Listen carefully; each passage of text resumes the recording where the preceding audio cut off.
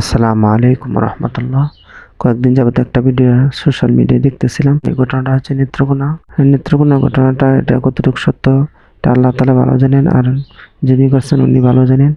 তো উনি বলতেছেন উনি এই ঘটনার সাথে জড়িত না, উনি কাজটা করে নাই।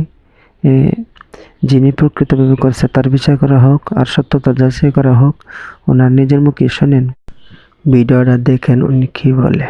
বিষয়টা হচ্ছে যে আপনারা দেখতে পাচ্ছেন যে সামাজিক যোগাযোগ মাধ্যমে আমাকে নিয়ে একটা বিষয় ভাইরাল হয়েছে, বিভিন্ন পত্র পত্রিকায় সেগুলো হয়তো প্রচার হচ্ছে।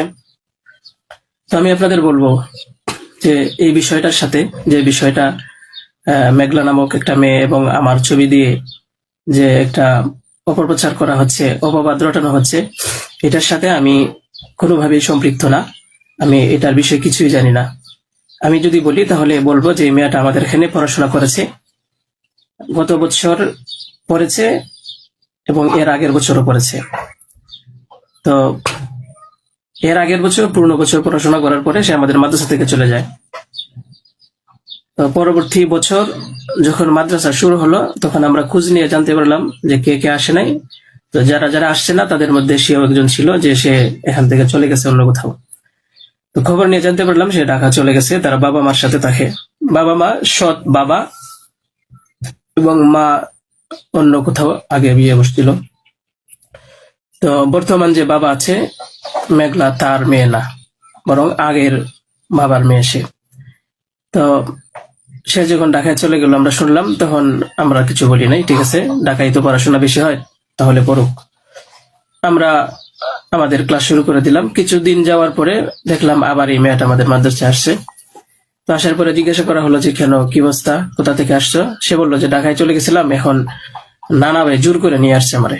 আমি আসতে চাইছিলাম না, আমাকে জোর করে নিয়ে আসছে নানা ভাই। দেশবাসী, আমি আপনাদের সাথে শুধু এই কথাটাই বলতে চাই যে যে মেয়েটা এখানে আসতে চাচ্ছিল না, তাকে কেন জোর করে আনা হলো?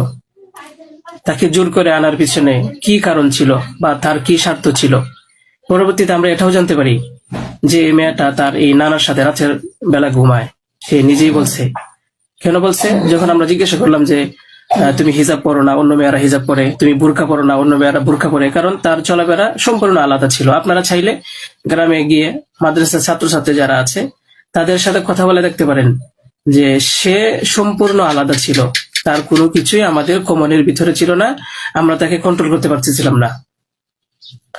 তো সে এইভাবে কিছুদিন থাকার পরে আমরা ভাবলাম যে হয়তো তাকে আমরা রাখতে পারবো না, কারণ আমরা তাকে কন্ট্রোল করতে পারছি না।